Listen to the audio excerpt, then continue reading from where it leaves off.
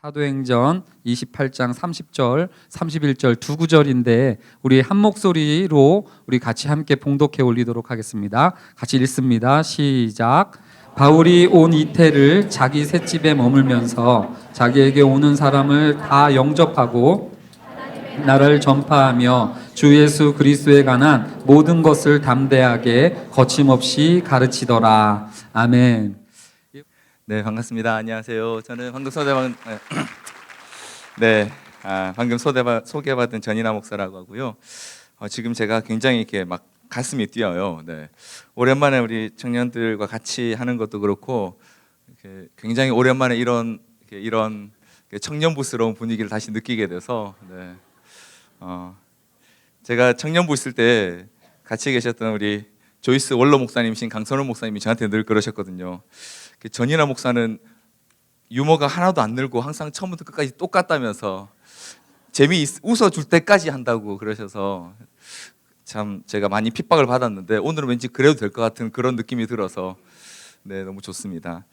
네, 여러분 반갑습니다. 저는 방금 우리 목사님 소개해 주신 전인하 목사라고 하고요.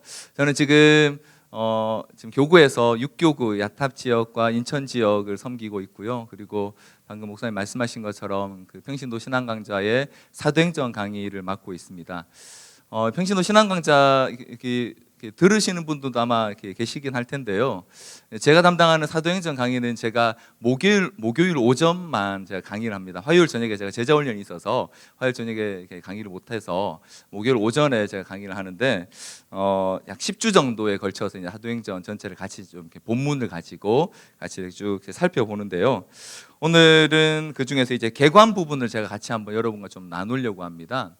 목사님께서 이번 학기에 우리 조이스에서 사도행전을 같이 이렇게 같이 연구하고 또 나누실 예정이라고 하셔서 저도 개인적으로 굉장히 이렇게 참 좋은 시간이 되겠구나 예상되는 게 제가 이 사도행전 강의를 작년에 2학기 동안 강의를 했었습니다.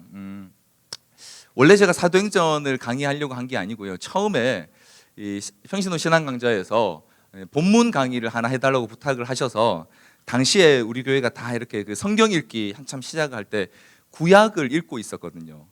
여러분 혹시 그 구약 성경에서 가장 읽기 힘든 부분이 어딘지 아세요? 혹시 제일 넘어가기 힘든 부분이 어딘지 혹시 아세요? 네, 수준이 높으시군요. 네, 좀 뒤쪽으로 많이 가시네요. 네, 보통은 창세기고요. 네, 창세기를 넘어서면 보통 잘 가고요. 네, 창세기를 넘어서 굉장히 힘듭니다. 그리고 창세기를 넘어선 다음에 그 다음 만나게 되는 가장 큰 산 중에 하나가 레위기거든요. 레위기. 네, 지금 잘 모르시는 분은 안 읽어보셨다는 증거입니다. 레위기가 왜? 네, 이런 표정이신데.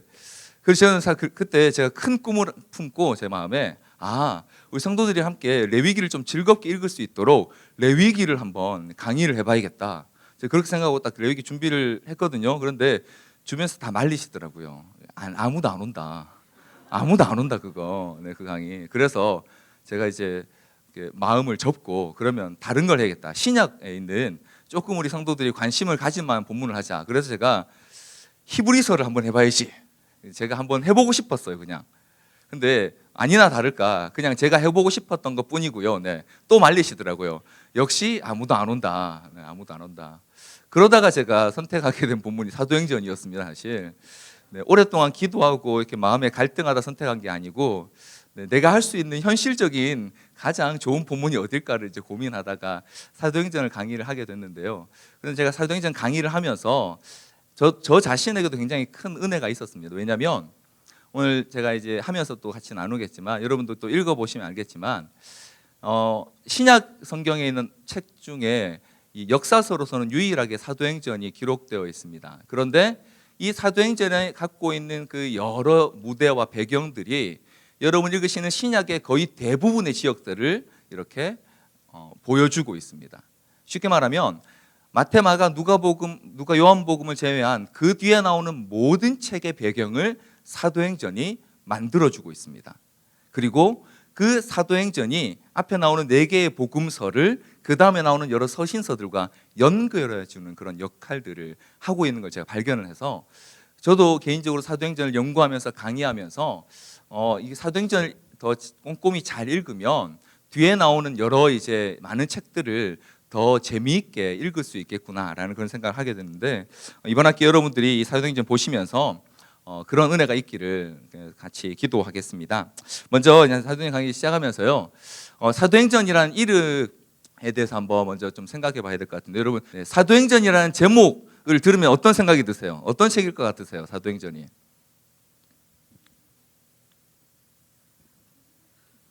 처음 들어보시나 봐요, 그죠? 사도행전이라는 단어를.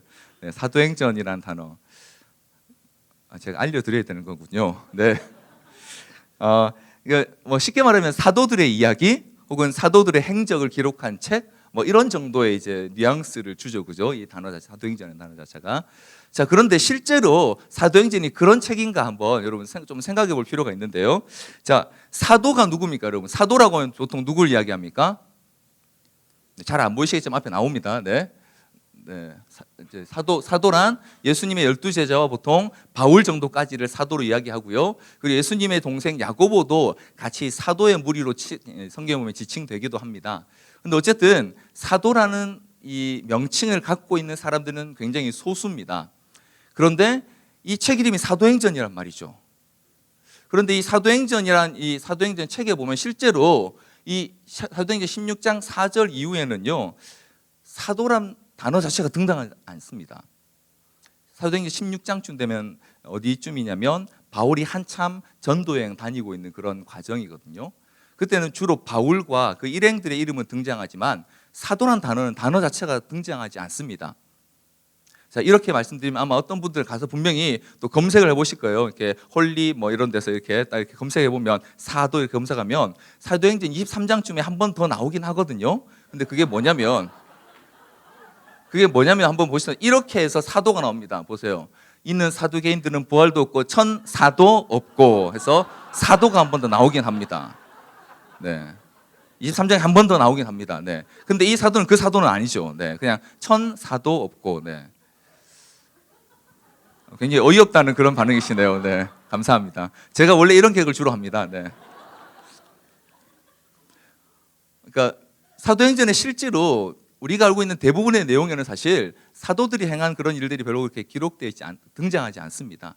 그리고 우리가 잘 알고 있는 것처럼 사도행전 6장, 7장, 8장에는요, 네, 주로 스데반, 빌립과 같은 우리가 알고 있는 집사님들의 이야기도 나오고요. 네. 그리고 또 이 사도행전 15장에 가면 야고보가 등장하죠. 네, 15장에 가면 야고보라는 사람이 등장합니다. 이 사람은 그 예수님의 12제자 중에 사도 야고보 아닙니다. 혹시 그렇게 알고 계셨다면 여러분 잘못 알고 계신 겁니다. 예수님의 동생 야고보입니다. 왜냐하면 그 전에 사도 야고보는 죽었어요, 벌써. 이 15장에 등장하기 전에 이미 헤롯 왕에게 잡혀서 죽습니다. 네, 핍박돼. 그래서 사실 사도행전에서는요, 실제로 사도들이 하는 어떤 역할보다 사도들을 포함한 훨씬 더 많은 다양한 사람들의 이야기가 사도행전에 기록되어 있습니다. 그래서 여러 학자들이요, 이제 많은 그런 대안들을 제시합니다. 여러분 아마 많이 들어보셨을 겁니다. 사도행전에 또 다른 이름이 하나 있습니다. 제일 많이 이야기하는, 혹시 뭔지 아시나요? 그렇죠. 성령행전이라든가 혹은 뭐 승천하신 예수님의 행전, 뭐 이런 이야기로도 이렇게 불려지기도 합니다. 왜냐하면 예수님께서 승천하셔서 성령을 통해서 다스리고 계신다라는 그런 의미로 나오기도 하고요. 혹은 뭐 초대교회 행전 뭐 같은 이제 이런 이름들을 보통 학자들이 붙이기도 하거든요. 그런데 사실 이런 이름도 사실 우리의 그런 그 사도행전 내용 자체에 대한 걸 다 담아주긴 참 어렵습니다. 그러면 왜 사도행전인가? 그리고 초대교회 때부터 사실은 이 사도행전은 사도들의 행적 혹은 사도들의 그런 기록이라고 해서 대부분 다 사도행전의 이름을 가지고 있었습니다. 자, 그러면 왜 이 책이 사도행전이 되어야 할까? 앞서 잠깐 제가 말씀드린 것처럼 이 책의 주 내용은요, 사도들과 그와 함께했던 복음을 전하는 사람들 혹은 교회의 여러 사람들의 그 이야기들을 담고 있습니다. 자, 그런데 특별히 이 사도행전 전체에서 여러분 읽어보시면 이 사도행전을 이끌어 가시는 주체, 제일 큰 주인공은 이제 예수님과 성령님으로 분명히 나타납니다. 그래서 사도 바울도 예수의 영의 이끌림을 받아서 가기도 하고 안 가기도 하고 하는 이런 일들을 하죠. 그래서 이 사도행전 전체를 이끌어가는 핵심적인 부분은 분명히 예수님과 성령님 또 하나님께서 하시는 일이 맞습니다. 자, 그런데 실제로 그 예수님께서 성령 하나님을 통해서 복음 전파의 일이나 교회를 세우는 일들을 하게 하시는 그 일의 주체는 사도 혹은 교회의 성도 혹은 제자들이라고 지칭되고 있는 사람들이라는 거죠. 여기서 우리는 이 사도행전이라는 이 이름이 갖는 의미를 한번 생각해 볼 수 있습니다. 사도가 단순히 예수님의 12제자와 바울과 같은 예수님을 직접 보았거나 혹은 경험해서 그분에 대해서 증거할 수 있는 사람들만이 아니라 그들에 의해서 복음을 듣고 그리고 그들에 의해서 예수 그리스도를 증거하는 일에 부름받은 사람들의 공동체를 다 포괄해서 말한다는 사실을 우리는 한번 여기서 살펴볼 수 있습니다. 그런 의미에서 이 사도행전이라는 이 단어는 단지 어떤 특정 시기에 존재했던 특정한 그룹의 사람들의 행적을 말하는 것이 아니라 그들에 의해서 복음의 증인으로 부름받고 예수 그리스도와 또 성령에 의해서 복음의 증인으로 세움받은 그 사람들의 공동체인 교회 혹은 교회에 준하는 그 공동체의 사람들이 행한 일들을 기록한 책이라는 의미를 갖고 있습니다. 그리고 그들이 그 복음을 위해 이름 없이 빚도 없이 수고해 준 덕분에 오늘 저와 여러분이 지금 여기서 이렇게 같이 이 사도행전을 읽고 있는 거죠. 그런 의미에서 사도행전은요, 예수 그리스도를 주로 고백하고 그 예수 그리스도를 증거하기 위해 살아간 수많은 사람들의 이야기를 담고 있는 책이라고 할 수 있습니다. 물론 그 중에 대표적인 것들을 기록했기 때문에 우리가 알고 있는 그런 여러 유명한 사람들이 나오는 거죠. 바울을 비롯해서. 그러나 분명한 건 그들이 행했었고 또 그들의 행함으로 말미암아 증거로 말미암아 우리에게 전해진 이 복음이 여기까지 왔기 때문에 우리도 어떤 의미에서 사도행전의 역사 안에 포함되어 있다는 것입니다. 왜요? 사도행전이 보여주고 있는 그 제자들 혹은 사도들이 했던 그 일을 위해서 오늘 저와 여러분도 이 자리에 함께 부름받았기 때문입니다. 그래서 저는 여전히 사도행전이라는 이름이 우리에게 굉장히 의미가 있고 중요하다고 생각합니다. 왜요? 저와 여러분도 다 그 사도행전의 한 부분으로 부름받은 사람들이기 때문입니다. 그래서 사도행전은요, 여전히 사도행전입니다. 한때 온누리교회가 지금도 있습니다. 그 액츠 29 운동 본부라는 본부가 있습니다. 혹시 들어본 분 계신가요? 네, 액츠 29 운동 본부라는 그 본부를 세워서 이제 교회를 세우거나 혹은 선교지의 여러 가지 이런 교회의 사역들을 지원하는 그런 일을 했었는데요. 자, 안타깝게도 그 좋은 단어를 그분들이 너무 잘 쓰셔가지고 우리가 잘 쓸 수 없는 게 좀 아쉽긴 하지만 그런 의미에서 사도행전은요, 지금도 계속 이렇게 쭉 이어지고 있는 열려 있는 책인 겁니다. 제가 오늘 이 강의의 설교의 본문을 사도행전 28장 마지막 30절로 31절을 잡은 이유가 바로 거기 있습니다. 맨 마지막에 바울이 로마의 그 집에서 이제 가택연금 상태에서 사람들을 만나서 복음을 전하는 장면으로 사도행전이 끝나고 있거든요. 뭔가 조금 더 극적이고 우리가 기대하기는 바울의 멋진 순교 장면으로 끝나도 참 좋을 텐데 그러지 않고요, 그냥 너무도 평범한 한 장면으로 사도행전이 끝나고 있습니다. 왜요? 사도행전은 끝나는 책이 아니기 때문에 그렇습니다. 지금도 여기 있는 모든 우리 주의 제자들의 삶 가운데 쓰여지고 있는 책이 바로 사도행전입니다. 그래서 사도행전 29장 성경에서 찾아보지 마십시오. 없습니다. 29장은 28장에서 끝나거든요. 29장 목사님 29장 얘기했는데 어디 있지? 찾으셔봐야 없습니다. 왜요? 사도행전 29장 어디 있습니까? 어디 있습니까? 어디 있을까요? 바로 저와 여러분의 삶 속에 있습니다. 그래서 우리는 지금 바로 이곳에서 우리의 삶의 그 자리에서 현장에서 사도행전을 읽고 사도행전을 또 이어 나가는 것입니다. 자, 그래서 저는 여전히 이 사도행전이라는 단어가 우리에게 굉장히 큰 도전을 주고 굉장히 큰 책임을 안겨준다라고 생각합니다. 자, 이런 의미에서 이제 여러분이 이 사도행전을 같이 한번 쭉 이제 보시게 될 텐데요. 네, 제가 그 신앙강좌 강의할 때는 보통 이렇게 한 40명 정도밖에 안 오시거든요. 네, 그래서 지금 한 200명쯤 앉아 계시니까 제가 한 5배쯤 긴장이 됩니다. 네, 네.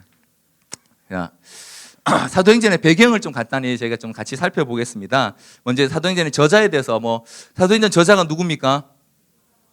누가요? 누가 썼다고요? 누가 썼다고요? 아, 네. 굉장히 좋아하시네요, 유상 목사님. 네. 이런 분이셨군요, 목사님. 네. 네, 사도행전은 누가 썼습니다. 누가가 썼습니다. 네. 누가라고 하는 바울의 그 선교 일행 중에 한 명이었던 사람이었는데, 이 누가는요, 흔히 알려진 대로 의하면 이방인입니다. 지금은 시리아라고 하는 수리아 지역 안디옥 출신이고요. 거기에서부터 바울과 동행했고, 그리고 골로새서의 말씀에 보면 이 사람이 의사라고 기록되어 있습니다. 직업이 의사였던 것 같아요. 그래서 이 누가가 누가복음과 사도행전 두 권의 책을 기록했거든요. 그래서 누가복음 1장과 사도행전 1장에 보면 각각 그 두 책에 대한 언급이 있습니다. 첫 번째 책, 그리고 먼저 쓴 책, 이런 식으로 해서.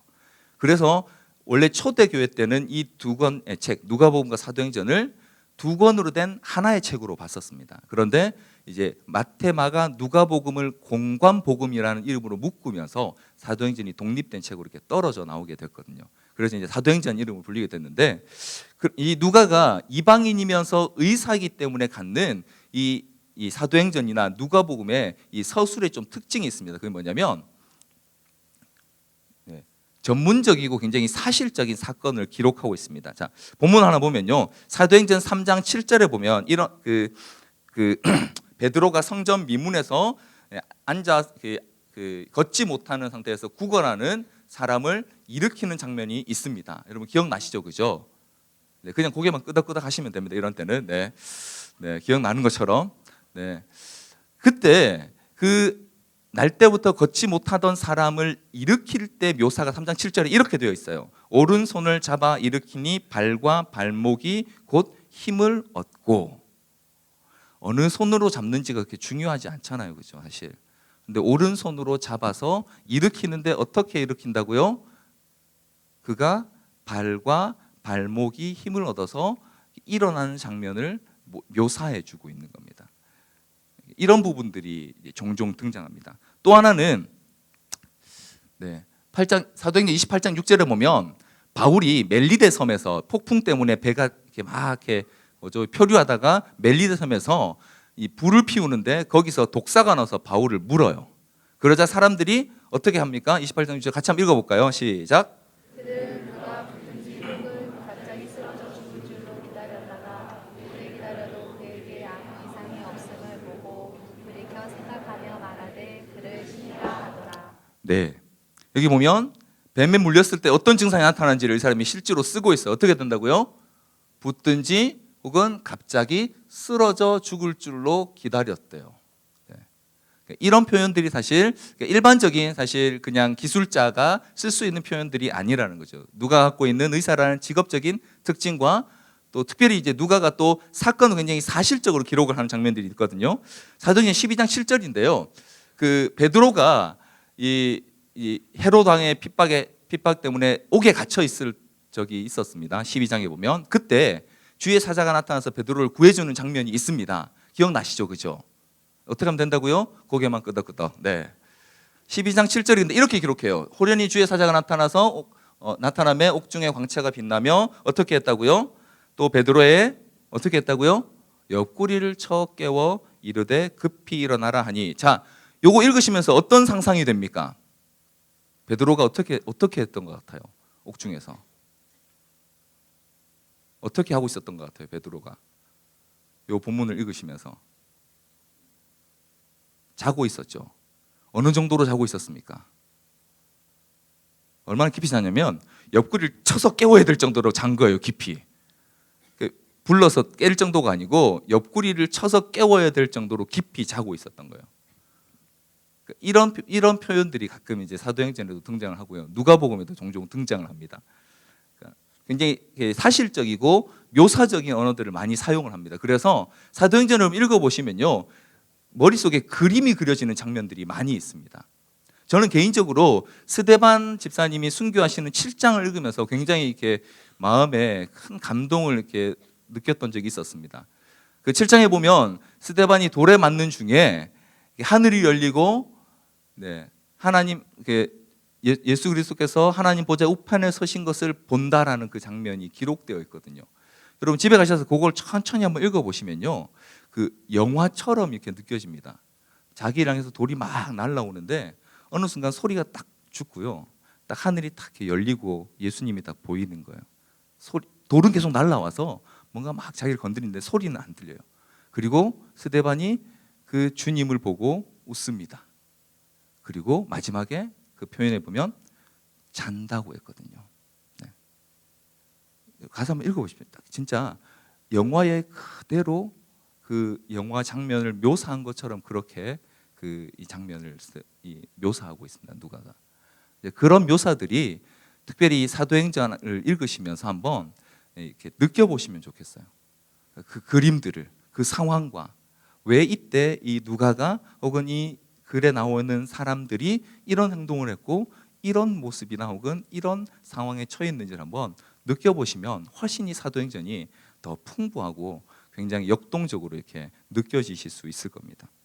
자, 그리고 누가가 또 누가복음을 같이 썼기 때문에 갖는 또 하나 특징이 있습니다. 자, 누가복음과의 관계가 많이 사도행전에 이렇게 묻어나거든요.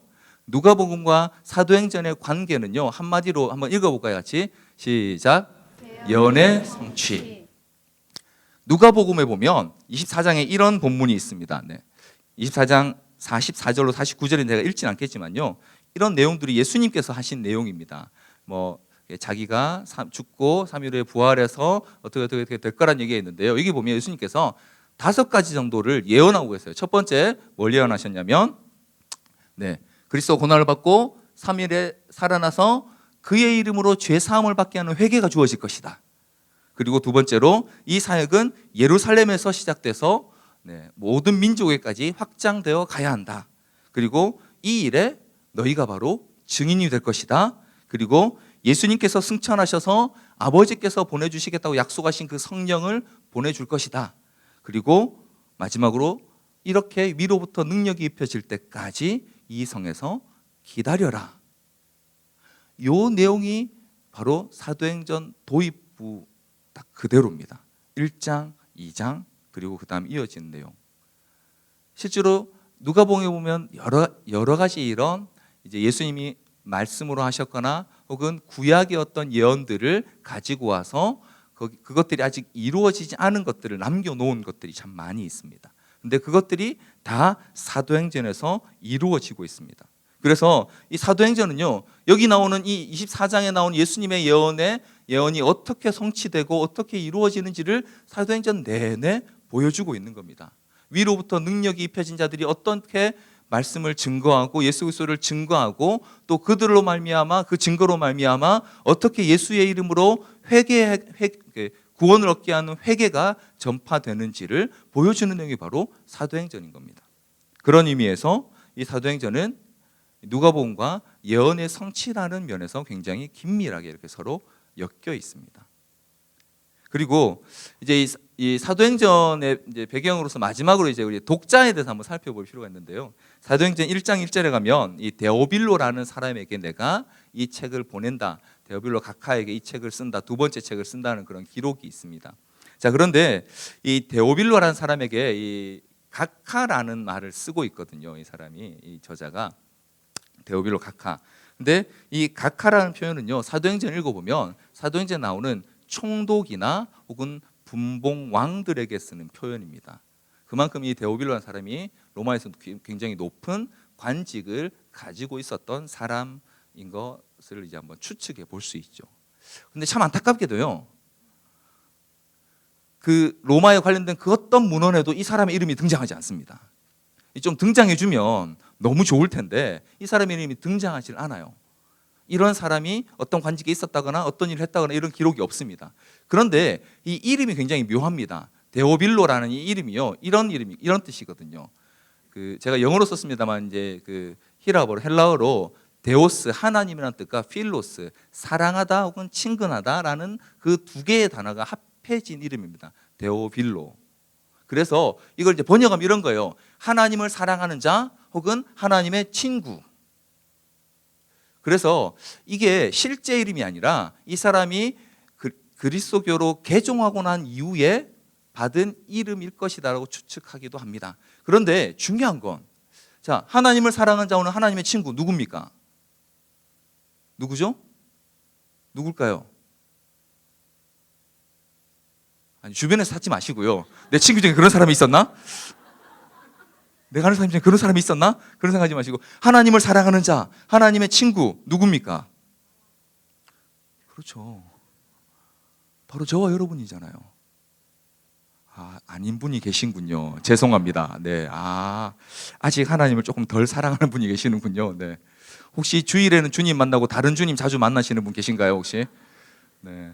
저희 교구에서 이렇게 자주 우리 여집사님들이 저에게 호소하는 게 그거죠. 남편이 자꾸 다른 주님을 너무 깊이 만난다고, 조금 종류도 다양하게 만난다며 좀 말려달라고 이렇게 자주 이렇게 요청하시는데, 하나님을 사랑하는 자 혹은 하나님의 친구, 바로 예수 그리스도를 주로 고백하고 믿는 자들이 바로 그런 사람들이잖아요. 그런 의미에서 이 데오빌로, 이 사도행전의 독자 혹은 이 사도행전에 편지를 받는 사람의 주 수신자가 데오빌로, 하나님을 사랑하는 자는 하나님의 친구라는 그 말은 굉장히 우리에게 큰 의미가 있죠. 왜냐하면 여기 있는 우리 모두가 다 바로 이 편지의 수신자들이 되기 때문입니다.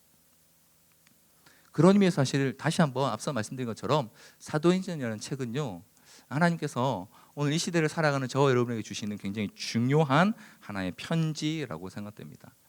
이 편지 갖고 있는 몇 가지 목적이 있습니다. 학자들이 이렇게 이야기하는 건데요. 첫 번째는 보통 이제 독자들, 이때는 주로 아마 이방인들 중에 개종한 그리스도인들을 아마 이야기할 겁니다. 그들에게 기독교 신앙의 역사적인 뿌리와 확실성을 심어주게. 왜냐하면 이게 미신이나 허구가 아니라 분명한 능력과 분명한 증거가 있는 그런 신앙이다라는 걸 이제 가르쳐주기 위해서 이제 쓰였다라고 보통 이야기하고요. 또 하나는 당시 그 교회는요, 그죠? 예루살렘 교회도 사실은 그랬지만 대부분 다 이 유대인들과 이방인들이 막 섞여 있었거든요. 특별히 이제 이렇게 다른 헬라 지역은 주로 이방인들 혹은 개종한 유대교인들, 이런 사람들이거든요. 이렇게 막 섞여 있는 교회가 구약에 계시된 하나님의 그 구원 계획과 이스라엘이 바라던 그 소망의 성취라는 사실을 보여주고 있는 겁니다. 사도행전 1장에서부터 시작해서 쭉 이어지는 교회가 세워지는 과정들이 뭐냐? 이건 그냥 인위적으로 만들어진 게 아니라 하나님께서 구약시대 때부터 이스라엘 백성에게 예언하고 약속하셨던 그 약속이 이루어짐으로 말미암아 생겨난 공동체가 바로 교회라고 하는 사실을 이게 보여주고 있다는 겁니다. 그리고 세 번째로, 여전히 교회는 예수 그리스도를 증거하는 이 사역을 감당해야 함을 우리에게 보여주고 있습니다. 여러분, 사도행전 읽어보시면 사실 우리는 사도행전 그냥 잘 읽으려면 하루 반나절만 충분히 있습니다. 그런데 사도행전 처음부터 끝까지 대략 시간이 어느 정도 걸리는지 아세요? 역사적인 시간이 어느 정도 흐르는지 혹시 한번 생각해 보셨습니까? 30년 정도를 담고 있습니다. 초대교회에 30년 정도 기록을 담고 있는데, 여러분, 그런데 이게 이 30년 굉장히 놀라운 일이거든요. 예루살렘에서부터 북유럽 지대인 마게도냐 지방까지 복음이 번져나가는데 30년밖에 안 걸린 거예요. 무슨 말인지 잘 이해를 못하고 계시는, 죄송합니다. 네, 조금 이따 지도를 보여드릴게요. 제가 지도를 좀 보여드릴게요. 자, 어쨌든 사실 굉장히 놀라운게 빠른 속도로 복음이 전파됐거든요. 그런데도 불구하고 여전히 우리는 이 복음을 증거하고 사도 바울이 마지막에 그가 했던 것처럼 내가 로마도 보아야 하리라 하는 그것처럼 땅끝까지 복음이 전해지는 일을 역시 감당해야 한다라는 사실을 이제 사도행전이 보여주고 있는 책이다라고 이렇게 보통 목적에 대해서 이야기를 하는데요.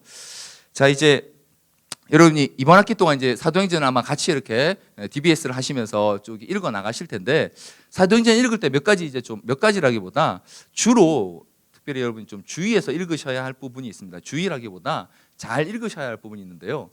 사도행전이라는 책의 장르가 제가 초반에 말씀드렸던 것처럼 역사책입니다. 사도행전은 사건과 인물과 시간과 장소를 기록하고 있는 역사책입니다. 역사책은 어떻게 읽어야 됩니까? 안 읽는 게 정답이긴 하죠. 원래 역사책은 그죠. 네. 역사책은 원래 잘 읽지 않습니다. 네. 국사, 세계사 별로 잘 읽지 않습니다. 네. 근데 성경이기 때문에 안 읽을 수 없잖아요, 그죠? 네. 역사책은 어떻게 읽어야 됩니까? 방금 말씀드린 사건이나 혹은 인물 간의 역할이나 혹은 지리적인 부분, 시간적인 부분들을 사실 조금 따져가면서 읽어보셔야 됩니다. 그래서 사도행전은 조금 천천히 꼼꼼히 읽어보실 필요가 있습니다. 특별히 이제 12장 이후에부터 바울이 주로 이제 전도하는 그 자리가 많이 나오잖아요. 거기 보면 도시 이름이 엄청 많이 등장하거든요. 이건 반드시 여러분 지도를 좀 찾아보셔야 됩니다. 이 역사책이기 때문에 지도를 확인해 가시면서 읽어보셔야 훨씬 더 사도행전이 생생하게 느껴질 수 있거든요. 그걸 제가 지금 조금 이제 한번 해드리려고 합니다. 사도행전 개관을 제가 1장부터 28장까지 지금 쭉 달려갈 거거든요, 여러분. 그러니까 정신 차리시고, 네, 다시 정신 차리시고, 네, 이제 지금부터 제가 한번 사도행전 1장부터 28장까지 한번 쭉 달려보겠습니다. 자, 먼저 말씀드린 것처럼 지도를 좀 우리가 봐야 되거든요. 이게 당시에 이 이스라엘 지역입니다. 여기가 유대, 예루살렘, 베들레헴 보이시죠? 베델, 요 지역이 어디입니까? 사마리아, 요 위에가 갈릴리 지역. 여기 이렇게 돼 있는 이 지역이 데가볼리라는 지역입니다. 여기 위에 시리아라고 되어 있죠, 그죠? 시리아 다마스쿠스 여기가 바로 수리아에 있는 다메섹입니다.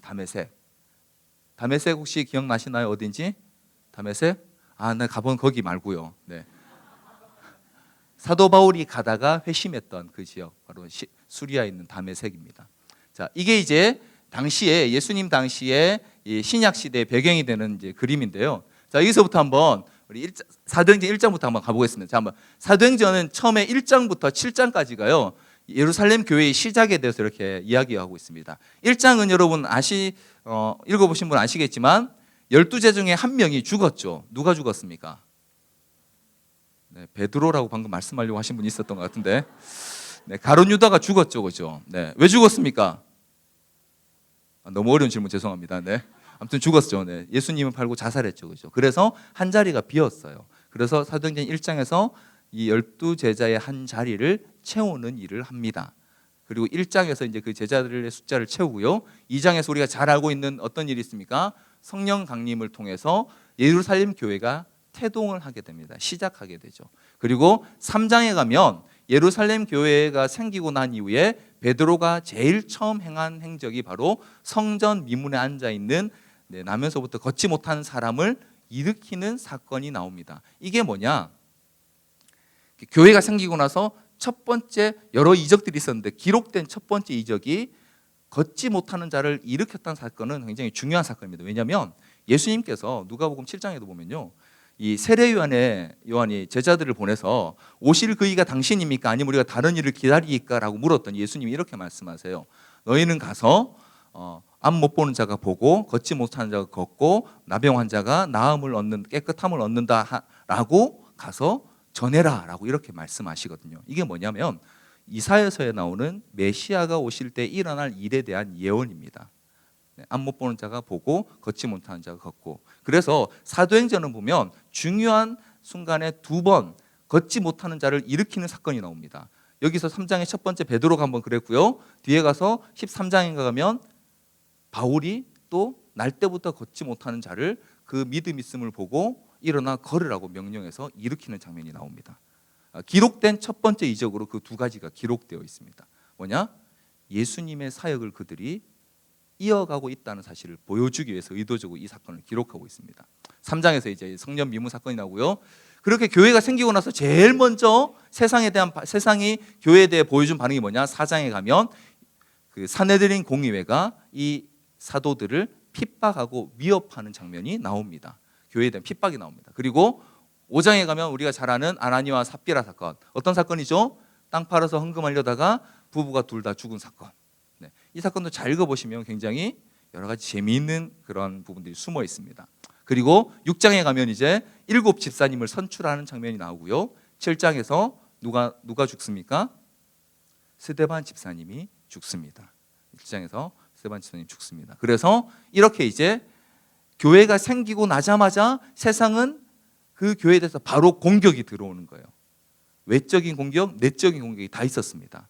외부로부터는 공격의 핍박이 있었고요. 내적으로는 이 아나니와 삽비라처럼 사람들을 속이고 하나님을 속이려고 하는 이런 거짓의 영의 공격들이 있었습니다. 이런 외부와 내부의 공격들을 성령께서 이겨내게 하시고 이 예루살렘 교회를 세우십니다. 그리고 이제 8장부터 시작해서는 바로 이어지는 이제 바로 복음의 확장으로 들어가서요. 이제 8장에 가면 그 앞에 뽑혔던 6명, 그 7 집사 중에 빌립이라는 분이 사마리아 성에 가서 전도하는 장면이 나옵니다. 이때도 이제 사마리아 성에서도 이렇게 한번 여러분 또 목사님과 같이 공부하시겠지만 사마리아 성에 가서 아주 특이한 사건이 하나 있습니다. 거기 가서 빌립이 예수님을 전해서 사람들이 믿거든요.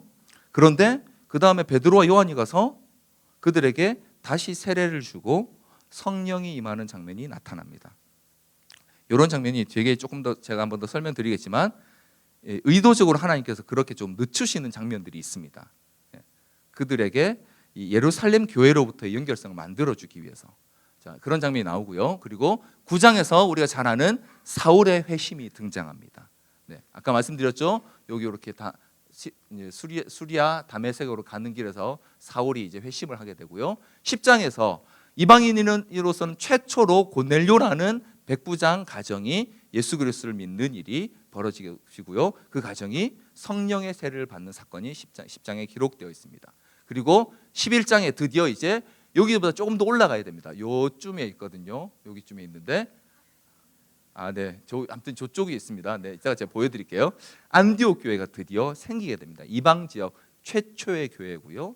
바로 이제 여기서 바울과 바나바가 이제 파송을 받게 되죠. 그리고 12장에서 아까 제가 말씀드렸죠. 베드로 옆구리를 쳐서 깨워서 탈옥시킨 장면이 왜 나오냐면 이때 이제 헤롯이 야곱 주의 이 12제자 중에 야고보를 죽이자 유대인들이 막 좋아하는 거예요. 그래서 베드로도 죽이려고 잡아 가뒀다가 이제 탈출해서 못 죽이는 그 사건이 바로 12장에 기록되어 있습니다. 여전히 교회에 대한 핍박이 이제 계속 이루어지고 있는 겁니다.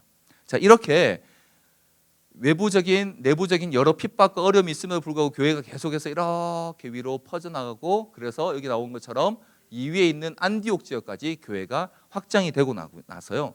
참 놀랍게도 여러분 이 안디옥 교회가 세워지고 얼마 안 돼서 그 교회를 개척하고 담임하고 있던 두 사람의 목회자를 선교사로 내보내는 일을 하게 됩니다. 바로 바울과 바나바를 파송하는 겁니다. 이 안디옥 교회 처음은 원래 쉽게 말하면 초대 담임 목사가 바나바거든요. 이 바나바가 혼자 하기 힘드니까 다소에 가서 바울을 데리고 왔어요. 두 사람이 같이 목회를 하고 있었는데 기도하던 중에 이 두 사람을 따로 세워서 보내라는 그 성령의 지시를 받고 이 안디옥 교회는 주저하지 않고 이 두 사람을 보냅니다. 초대 때부터 교회는 이렇게 머물러 있기보다 복음의 확장을 위해서 더 많은 노력과 에너지를 쏟았음을 볼 수 있습니다. 자, 이제 이렇게 해서 이제 드디어 이제 바울이 등장하죠. 12장 이후부터 이제 바울이 등장해서 이게 바울의 1차 선교 여행의 여정을 좀 보여주는데 여러분 13장 14장에 두 장에 걸쳐서 이제 바울의 1차 선교 여행이 나옵니다. 지역이 이렇습니다. 아까 제가 말씀드렸던 이 지역이 이제 수리아 안디옥이라는 지역입니다. 여기서 출발해서 여기 구브로 섬에 가서 여기서 다시 배 타고 건너가서 이렇게 들어갔다가 돌아 나오는데 요 루스드라에서 여러분 혹시 이렇게 읽어보신 분은 아시겠지만 이 바울이 돌에 맞아서 거의 죽었다가 살아나는 사건이 바로 이 루스드라에서 있습니다. 그래서 일어나서 바로 더베로 갔다가 다시 나와서 쭉 돌아서 이렇게 다시 오게 됩니다. 안디옥 교회에 다시 돌아와서 선교 보고를 합니다. 이방인들에게도 하나님께서 예수 그리스도를 믿고 성령을 주셨다라는 사실을 바울이 이 안디옥 교회에 보고를 하자 그 다음에 2차 전도 여행이 이제 15장부터 시작되는데요. 특별히 15장에서 이 보고를 받은 예루살렘 교회가 그러면 이 이방인들을 어떻게 가르칠 것인가를 모여서 의논합니다. 그게 예루살렘 공의회가 15장에 기록되어 있는데 그래서 우상과 음행과 목매어 죽은 것과 피를 멀리하라라는 것 외에 다른 율법을 이 이방인들에게는 지우지 않기로 결정을 합니다. 그리고 그걸 가지고 바울이 자기가 갔던 지역을 다시 한번 바나바랑 가보자라고 했는데 어떤 일이 있었죠? 바나바랑 싸웁니다. 누구 때문에? 그 조카인 마태 때문에 싸우고, 거기서 바나바는 이렇게 딱 건너가요. 원래 갔던 지역으로 갑니다. 배를 타고 구부로서는 건너가서 이렇게 들어가는데 바울은 육로로 올라갑니다. 이렇게 둘이 싸우고 이렇게 가는 겁니다. 그러다가 이제 우리가 아는 것처럼 요 아래쪽 여기 원래 아시아, 여기가 이제 바로 소아시아 지역입니다. 계시록 2장에 가면 소아시아의 7교회 나오죠, 그죠? 그 교회들이 바로 이 지역에 있습니다. 보이시죠? 서머나, 에베소 이런 지역이 바로 요 소아시아 지역인데, 요리로 원래 가려고 했는데 예수의 영이 막으셔서 위로 올라가서 어떻게 합니까? 마게도냐 지방 사람들이 꿈에 건너와서 우리를 도우라 하는 그 장면을 보고 바울이 드디어 이 북유럽 지역인 마게도냐 지역으로 건너가게 됩니다. 이렇게 건너가서 이제 쭉 내려와서 우리가 잘 아는 고린도에서 이제 한 2년 가까이 사역을 하는 장면이 바로 이 바울의 2차 전도 여행입니다. 1차 전도 여행 때는 앞서 잠깐 보셨던 것처럼 바로 이렇게 많이 돌아다녀요, 주로. 그런데 2차 때도 길을 참 많이 가긴 했지만 2차의 대부분의 시간을 이 고린도 지역에서 보냅니다. 고린도 지역에서. 요때 바울이 요 고린도 지역에서 보고 느끼고 했던 것들에 대한 감회가 고린도전서 1장에 보시면 기록되어 있어요. 내가 너희에게 갈 때 두렵고 떨리는 가운데 갔고 사람의 지혜로 하지 아니하고 하나님의 지혜로 너희를 가르치려고 애썼다라는 기록들이 고린도전서 1장에 있는데, 그게 왜 그러냐면 아덴에서의 경험 때문에 그렇습니다. 아덴에 갔더니 이름을 알지 못하는 신에게까지 우상을 쫙 세우는 걸 보고는 거기서 이제 바울이 소위 신학적인 논쟁을 하죠. 그러고 나서 고린도 사실 같은 지역이거든요. 그 아덴이랑 여기에서 그래서 바울이 이게 세상의 지혜로 되는 것이 아니라 하나님의 지혜로만 가능한 것이구나라는 사실을 이제 고린도 교회에서 가르쳤던 거죠. 그래서 고린도서 1장에 보면 그 내용을 담고 있습니다. 그래서 제가 말씀드린 것처럼 사도행전을 잘 읽어보시면 그 뒤에 있는 내용들이 조금씩 보입니다. 그 다음의 내용들. 자, 어쨌든 이렇게 해서 바울이 2차 전도여행을 고린도에서 거의 대부분 시간을 보내다가 잠깐 에베소를 갔다가 다시 돌아서 가이사랴로 와서 안디옥으로 다시 복귀를 합니다. 이게 이제 2차 전도 여행이고요. 3차 거의 비슷합니다. 3차는요, 2차와 거의 비슷한 시기로 가서 이제 드디어 자기가 가고 싶었던 소아시아 지역을 갑니다. 여기 보이시죠? 에베소라는 이 지역에서 거의 대부분의 시간을 3차 때 보냅니다. 1차 때는 앞서 말씀드린 것처럼 많이 돌아다녔는데 2차와 3차는 거의 거점 지역 선교를 합니다. 그래서 제가 앞서 잠깐 말씀드린 것처럼 요한계시록 2장에 나오는 소아시아의 7교회 중에 이 에베소 교회를 제외하고 나머지 교회는 바울이 간 적이 없어요, 사실. 그런데 이 에베소 지역에서 바울이 이 지역을 거점으로 이제 선교를 해서 여기 있는 사람들이 나머지 지역에 교회를 세운 게 바로 소아시아 지역에 있는 7교회인 겁니다. 그렇게 해서 그 소아시아의 교회들이 탄생하고요.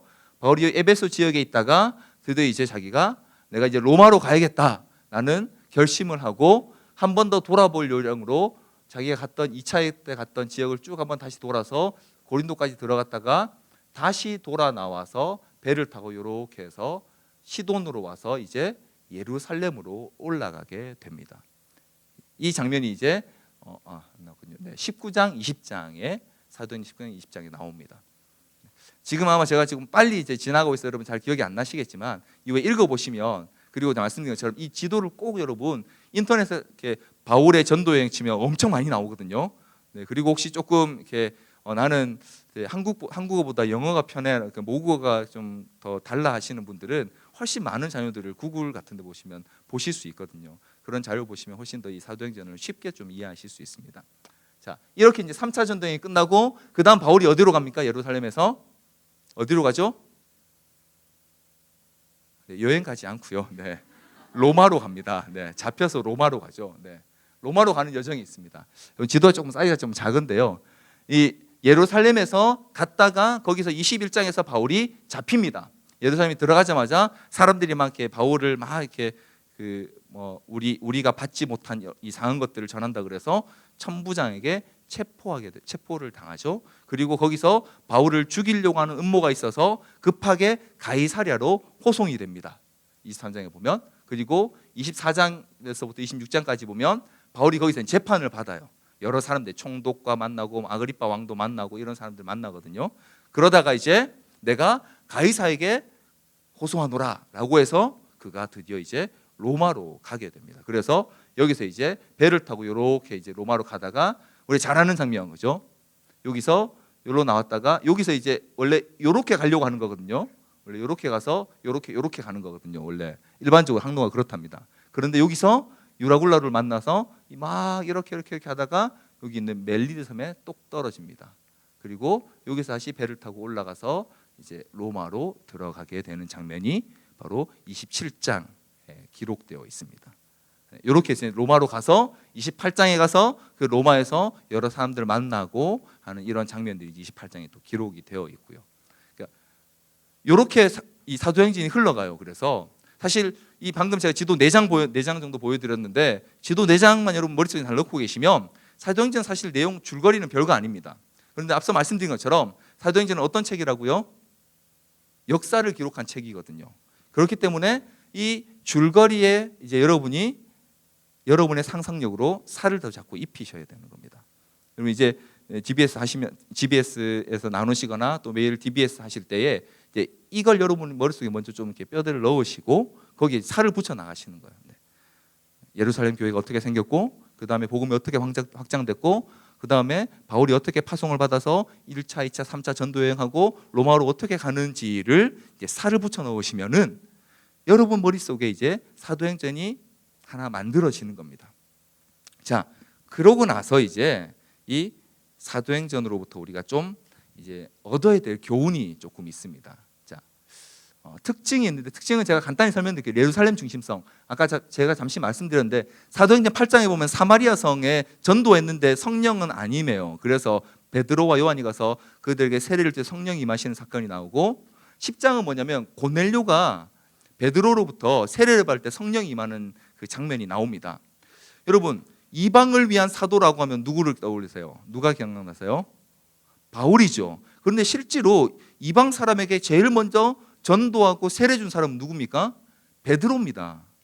바울이 아니에요. 왜 그랬을까? 왜 베드로에게 먼저 이 일을 하게 하셨을까? 사실 이 다음에 베드로가 이방에 선교를 안 나가거든요. 그냥 예루살렘에 있습니다. 베드로는 여전히. 그런데 왜 베드로를 이 고넬료 집에까지 보내서 그에게 세례를 주게 하셨을까? 그건 뭐냐면 바울이 혼자 가서 만약에 세례 주고 성령 임했다 그러면 바울에 반대하는 사람들이 있잖아요. 흔히 유대 전통에 좀 깊이 있던 사람들은 이거 안 믿는 거예요. 어떻게 이방인에게 그런 일이 있을 수 있느냐? 그래서 베드로가 가서 하게 만드는 겁니다. 그리고 사마리아 성에도 빌립이 가서 세례 준데 성령 임했다 이러면 안 믿는 거예요. 실제로 사도행전 15장이나 11장에 여러분 읽어보시면 그것 때문에 엄청난 논쟁을 합니다. 그런데 베드로가 가서 그랬다고 하니까 그러면 이방인에게도 구원 얻는 회개를 주신 줄 우리가 이제 알았노라라고 그들이 인정하게 됩니다. 그래서 이방의 교회들이 큰 무리 없이 자연스럽게 이어져 가게 하는 이걸 볼 수 있거든요. 그래서 사실 누가복음도 그렇고 사도행전도 그렇고 의도적으로 예루살렘으로 가는 여정이나 혹은 예루살렘에 있는 시간을 좀 길게 기록합니다. 누가복음도 여러분 읽어보시면 중간에 거의 한 10장 정도인가가 예수님이 제자들 데리고 계속 예루살렘을 가고 계세요. 계속 가고 계세요. 가는 여정을 보여주고 있습니다. 바울 똑같이 예루살렘을 가는 여정이 굉장히 자세히 기록되어 있습니다. 그 중에 사도행전 20장 24절 가면 우리가 잘 아는 나의 달려갈 길과 주에게 받은 사명 곧 하나님의 은혜 복음 증거하는 일을 마치라면 한 이 고백도 거기 나와요. 예루살렘을 가던 중에 하는 고백으로 나오거든요. 의도적으로 이 예루살렘에 대한 그 강조를 많이 하고 있습니다. 그리고 앞서 말씀드린 것처럼 사도행전은 구약에 대한 그런 계승과 성취를 약속의 성취를 많이 강조합니다. 그래서 사도행전에 나오는 중요한 사건들은 전부 다 구약의 본문을 가지고 설명해 줍니다. 가룟 유다가 죽은 거 베드로가 구약 본문 가지고 설명합니다. 그리고 성령이 임하신 거 구약 본문 가지고 설명합니다. 그리고 사도행전 이런 중요한 내용들은 대부분 다 이렇게 그 구약의 본문들, 특별히 심지어 이방인들이 구원받게 되는 것조차도 구약 본문 가지고 그때 우리의 선지자들로 말씀하신 것처럼 이렇게 이루어졌다라고 그렇게 사도행전 15장에서 야고보가 이야기를 합니다. 이렇게 이제 구약 계승의 성취가 있고요. 그리고 세 번째 특징이 이제 예수 그리스도의 천상의 통치. 앞서 말씀드린 것처럼 이 모든 일들을 우리가 하지만 실제로는 예수님께서 이 일들을 이끌어 가시고 궁극적으로는 다스리고 계신다. 이게 사도행전이 보여주고 있는 굉장히 중요한 특징인데, 이게 왜 중요하냐? 사도행전이 우리에게 주는 교훈 때문에 그렇습니다. 자, 첫 번째 같이 한번 읽어볼까요? 시작. 하나님 나라와 교회는 동일하지 않다. 하나님의 나라와 교회는 동일하지 않다라는 걸 보여줍니다. 하나님의 나라라는 게 이 유대인들에게는요 굉장히 뭐랄까 이렇게 그 사실적이고 그리고 현실적인 개념이었습니다. 메시아가 오셔서 정치적으로 이 로마를 무너뜨리고 새로운 나라를 세워야 돼요. 그런데 그게 아니라 예수님이 오셔서 하나님의 나라는 그런 것들이 아니라 예수님의 통치, 다스리심 그 자체가 바로 하나님의 나라라는 사실을 가르쳐주고 가셨고, 그걸 가지고 살아간 사람들이 바로 사도행전에 나와 있는 제자들입니다. 하나님의 나라를 그런 현실적인 개념이 아니라 보다 구체적인 하나님의 통치라는 개념으로 사도행전에서 자기들의 삶으로 증명해낸 사람들이 바로 이 제자들이고 사도들이고 교회의 성도들이었는데, 그렇기 때문에 눈에 보이는 교회가 하나님의 나라와 반드시 동일한 값을 가지지 않는다는 겁니다. 이 말은요, 다시 말하면 교회에 속해 있는 모든 사람이 다 필연적으로 하나님 나라 백성이 되지 않는다는 겁니다. 어떤 사람이 하나님 나라 백성이 됩니까? 어떤 사람이 하나님 나라 백성이 됩니까? 예수 그리스도의 통치를 받아들이는 사람이 하나님 나라 백성이 되는 겁니다. 아나니와 삽비라 교회의 일원이었거든요.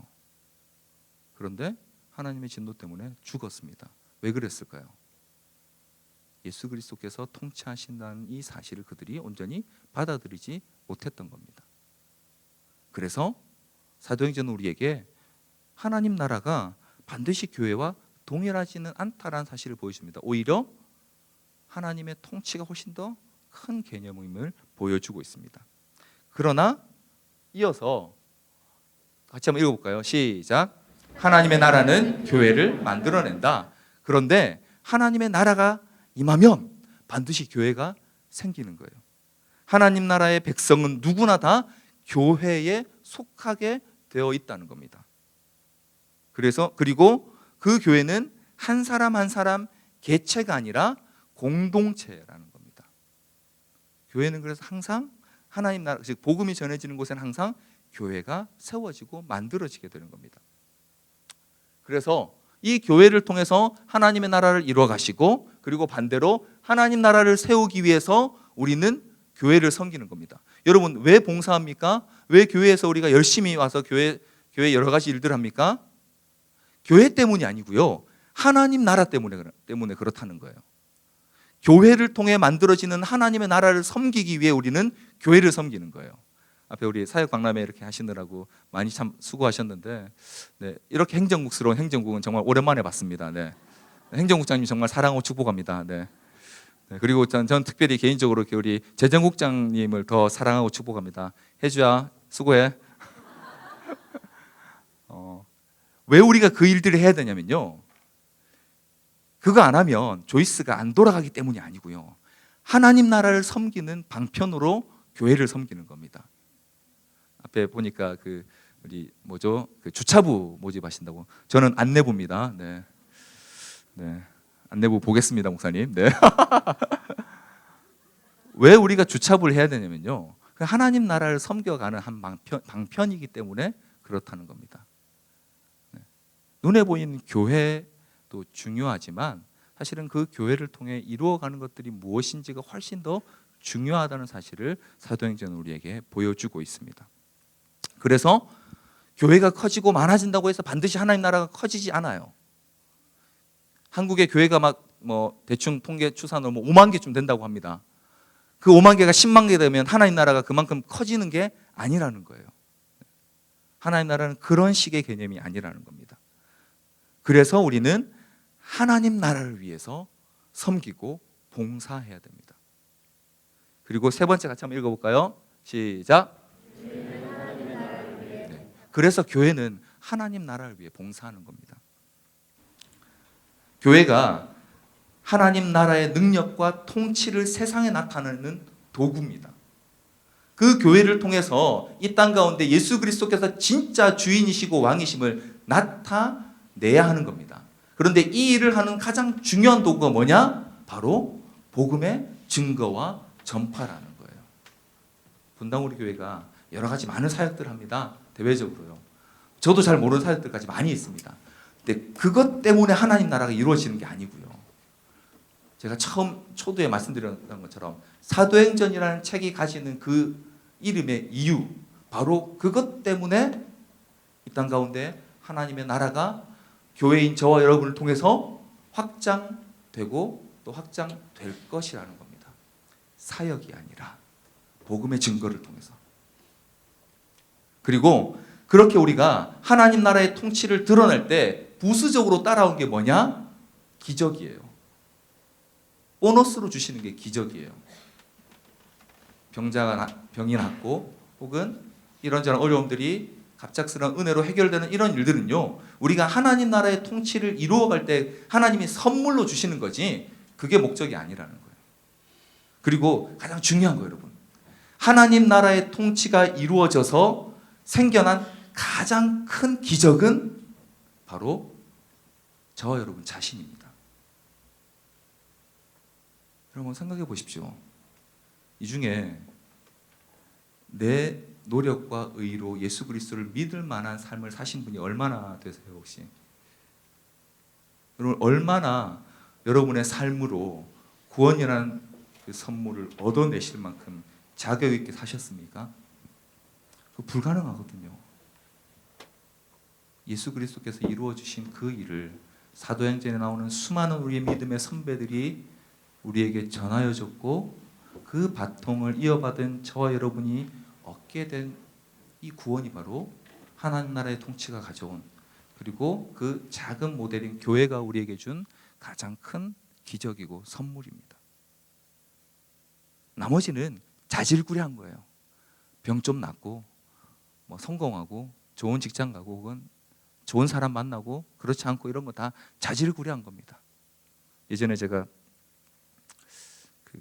우리 교회에 계셨던 대학부에 계셨던 조영민 목사님이 그런 얘기 하시더라고요. 여러분은 반드시 결혼하게 될 겁니다. 완벽한 신랑 대신 예수 그리스도 하거나 아니면 좀 덜 떨어진 남자랑 하거나 반드시 결혼할 겁니다 라고 이렇게 아주 강하게 이야기하셔서 저도 굉장히 크게 감동받았던 적이 있었는데요. 네. 약간 속은 것 같기도 하지만 왠지 그럴듯해 라면서 나머지는 부수적인 겁니다. 그거 그렇게 중요하지 않습니다. 그리고요, 그러니까 이렇게 하나님 나라를 위해 봉사하는 사람들의 삶의 모습이 바로 사도행전에 기록되어 있는 제자들의 모습이었고, 그리고 저와 여러분이 이제 앞으로 배워가고 살아가야 될 모습입니다. 세상의 그 어떤 위협에도 굴하지 않고 예수 그리스도를 담대히 증거하고 삶으로 하나님 나라를 증거하며 예수 그리스도의 통치에 민감하게 반응하는 것, 성령께서 우리를 어떻게 이끌어 가시는지를 민감하게 반응하는 그 삶, 그게 바로 오늘 사도행전이 저와 여러분에게 요구하고 또 하나님께서 저와 여러분에게 말씀하시는 거고요. 그리고 더 이제 이 세 가지를 바탕 우리가 마지막 두 가지를 꼭 기억해야 되는데요. 이 4번 같이 한번 크게 읽어보겠습니다. 시작. 그리스도인의 구원 체험은 사적 소유가 아니라 세계적인 자산이다. 앞에 우리 선교국장님이 그렇게 말씀하시더라고요. 선교는 하나님의 영광스러운 부르심이다. 여러분 정말로 그렇습니까? 근데 그래요? 솔직히 한번 여러분 자신에게 물어보십시오. 정말로 그렇습니까? 선교가 하나님의 영광스러운 부르심인가요? 아니면 가급적이면 피하고 싶은 일인가요? 저는 솔직히 후자입니다. 아직 저는 선교에 대한 마음이 별로 없습니다. 아니, 주시지 않기를 간절히 바라고 있습니다. 솔직히. 왜 이런 생각이 드냐면요, 구원이 전적으로 내 개인적인 문제고 나의 것이라고 여기기 때문에 그런 생각이 드는 겁니다. 그리스도인의 구원 체험은 개인의 자산이 아니라 세계적인 자산이다. 개인의 사적인 소유가 아니라 세계적인 자산이라고 합니다. 왜요? 그렇게 구원받은 사람의 한 사람의 영향력 때문에 복음이 지금 여기까지 왔기 때문에 그렇습니다. 대표적인 예가 바로 사도 바울이죠. 바울이 훌륭한 인물이어서가 아니라 바울의 삶이 보여주는 그 모델이 있습니다. 바울이 자기가 예수님을 만난 것을 증거할 때마다 다메섹 도상에서 예수님을 만났던 그 일을 간증할 때마다 반드시 끝에 따라오는 게 있습니다. 그게 뭐냐? 그래서 나는 이런 사명을 받았다라고 이야기합니다. 뭐냐? 내가 구원받은 이유를 내 개인의 이유로 놓지 않고요. 그 구원을 이루어 주신 하나님의 그 부르심으로 해석하고 받아들이는 겁니다. 그래서 구원은 내 개인의 소유가 아니라 하나님 나라의 세계적인 자산이 되는 겁니다. 나로 말미암아 또 다른 누군가가 혹은 세상의 누군가에게 복음이 증거되도록 하나님 부르셨다는 거예요. 나 혼자 그냥 잘 먹고 잘 살고 나 혼자 구원받아서 기쁨으로 날마다 찬송하며 살도록 부르신 게 아니라 바울처럼 사명을 위해 부르셨다는 겁니다. 자신의 구원 자체가 목적이 아니라 자기 자신을 하나님의 큰 구원 계획의 한 부분으로 보기 때문에 기꺼이 그는 자기의 모든 것을 하나님께 드릴 수 있었습니다. 마태복음 10장 28절에 예수님이 이렇게 말씀하시죠. 몸은 죽여도 영혼은 능히 죽이지 못하는 자들을 두려워하지 말고 오직 몸과 영혼을 능히 지옥에 멸하실 수 있는 일을 두려워하라. 제자들이 다 그렇게 살았습니다. 그래서 사도행전이 오늘 저와 여러분에게 전해진 겁니다. 여러분 이 사실을 꼭 기억하시면 좋겠습니다. 우리의 구원 체험은요, 나의 사적인 소유가 아니라 하나님 나라의 세계적인 자산입니다. 그리고 마지막 다섯 번째로 한 번 더 읽어볼까요? 시작. 예수 그리스도 안에서 혹하고 엎드린 자는 세상을 행하는 얻게 된다. 4번까지만 하고 나면 이제 그러니까 우리 전부 다 밖에 나가서 이제 내가 주를 위하여 죽자. 우리 그 교구에 계신 한 목사님이 예전에 대학 때 그 C 이런 단체를 하셨는데, 네. 거기서 이제 그 리더를 하셨는데 거기서 이제 전도 훈련 굉장히 열심히 하잖아요. 그 단체가. 그런데 하루는 노방 전도를 나갔는데 자기 밑에 후배가 그 목사님 당시 대학생인 형한테 와서 형 사실 제가 이 심장에 좀 문제가 있어서 제가 사실 너무 겁이 나고 전도하러 나가 혹시라도 무슨 일이 생길까봐 막 겁이 납니다. 이랬더니 그 목사님이 형제요, 우리가 주를 위하여 죽자 하고 나가서 전도하라 그랬대요. 다행히 아무 일은 없었답니다. 네. 우리가 다 그렇게 해야 되느냐? 그걸 위해서 말씀드리는 게 아니라 이 5번이 한 번 더 우리에게 더 중요합니다. 뭐냐면 우리가 예수 그리스도 앞에 무릎 꿇으면요, 다른 데 무릎 꿇지 않을 수 있습니다. 우리가 자꾸 다른 데 무릎 꿇으니까 예수님 앞에 무릎 꿇지 않고 다른 데 자꾸 엎드려지는 겁니다. 그래서 예수 그리스도 앞에 항복하는 자는요, 세상을 이기는 힘을 얻게 됩니다. 이게 우리가 가져야 될 능력이고, 이게 우리가 가져야 될 도전이고, 이게 우리가 구해야 될 은혜라는 것을 이 사도행전 우리에게 보여주고 있는 겁니다. 예수님께서 말씀하신 것처럼 자기를 부인하고 자기 십자가를 지고 나를 쫓으라, 이 말은요, 그러니까 너네 다 전부 나가 죽어라 이런 뜻이 아니라 예수님 앞에 무릎 꿇으라는 겁니다. 그래야 다른 엉뚱한 곳에 무릎 꿇지 않을 수 있다는 겁니다, 여러분. 그리고 그럴 때 저와 여러분이 받은 이 구원이 우리의 개인의 영달을 위한 게 아니라 하나님 나라의 큰 자산으로 쓰이게 되는 겁니다. 사랑하는 우리 조이스 형제자매 여러분, 사실 저는 이 마지막을 준비하면서 제가 최근에 저 개인적으로 하나님 앞에 굉장히 많이 이렇게 고민하고 기도하고 있는 내용에 대해서 좀 많이 생각하게 됐습니다. 여러분 자신에서 얼마나 절망하고 계세요? 저는 요즘 그 절망이라는 단어를 깊이 굉장히 묵상하고 있습니다. 내가 정말로 하나님 앞에 절망해야 하나님의 은혜가 얼마나 중요한지를 알고, 내가 정말로 하나님 앞에 좌절해봐야 내가 얼마나 하나님이 아니면 쓸모없는 존재인지를 알 수 있는데, 아직 저는 제가 너무 쓸모있게 여겨지더라고요. 저한테 이게 굉장히 큰 지금 딜레마입니다, 목사로서. 그래서 아직 앞서 말씀드린 것처럼 선교의 마음을 주실까봐 피하고 있는지도 모르겠습니다. 여러분 어떠신가요? 여러분 얼마나 하나님 앞에서 절망해 보셨습니까? 사도 바울이 위대한 이유는 바로 앞에 그 수많은 예수님 말씀처럼 하나님 앞에서 절망하고 예수님 앞에서 자기가 얼마나 아무것도 아닌 존재인지를 깨달았기 때문에, 그것이 바로 진짜 위대한 일이라 생각합니다. 베드로가 자기를 찾아오신 예수님 앞에 나는 죄인입니다, 나를 떠나소서 고백할 수밖에 없었던 이유도 바로 그분 앞에 무릎 꿇어야 다른데 무릎 꿇지 않을 수 있기 때문인 것입니다. 그런 의미에서 이번 학기 여러분이 사도행전 읽으시면서요, 여러분 마음 가운데 예수 그리스도를 혹은 하나님을 대적하여 높아진 것들을 다 쳐서 파하고 온전히 예수 그리스도의 십자가 앞에 무릎 꿇게 되는 그런 놀라운 역사가, 하나님 안에서 절망하고 하나님 안에서 부활하는 그런 역사가 있기를 간절히 소원합니다.